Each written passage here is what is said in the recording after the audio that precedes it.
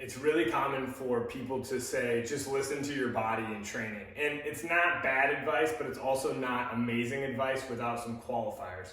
The big ones are that if you're a relatively new lifter, or you have a young training age, or you've just never really taken into account subjective indicators like using RPE, using relative readiness scales, that type of stuff, you're not going to be great at really assessing how you feel.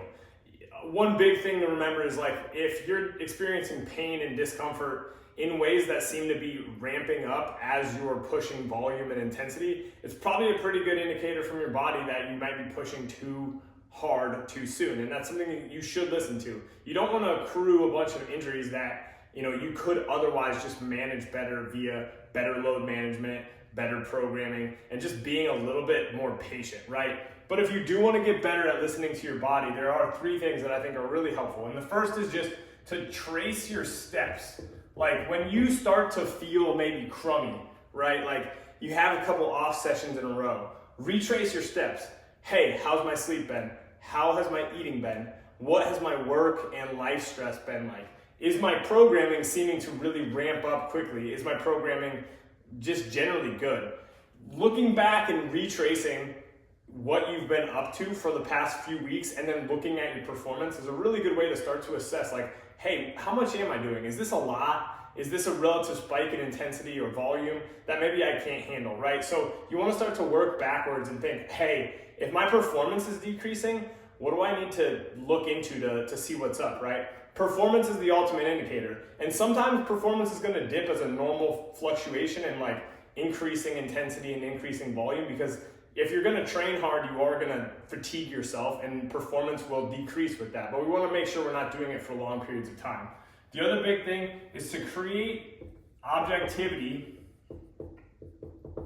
in your training, meaning track variables on a regular basis. Humans are subjective and objective, right? There's things that are going on that we can really be tangible with. And this is where you should really start to track your loads, track the overarching volume that you've been doing, and just seeing, what the trends are, right? You're not going to be able to manage your subjective experience. You're not going to be able to listen to your body very well if you're not creating some amount of objectivity for you to pay attention to. You want to start to look at the performance indicators and what you're doing before you just go make emotional decisions about what you should do with your training, right? The third big thing is to test and retest over and over again. Training is an experiment, and you're gonna have to test and retest things on a regular basis. You don't want to be a massive tinker.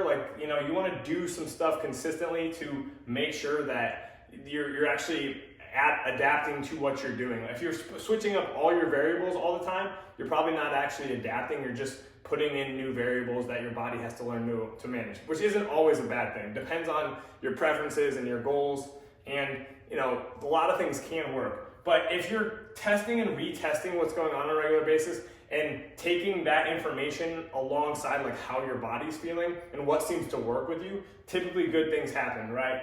So again, retrace your steps, create as much objectivity in your training as you can, and test, retest over and over again. And then always go back to the basics.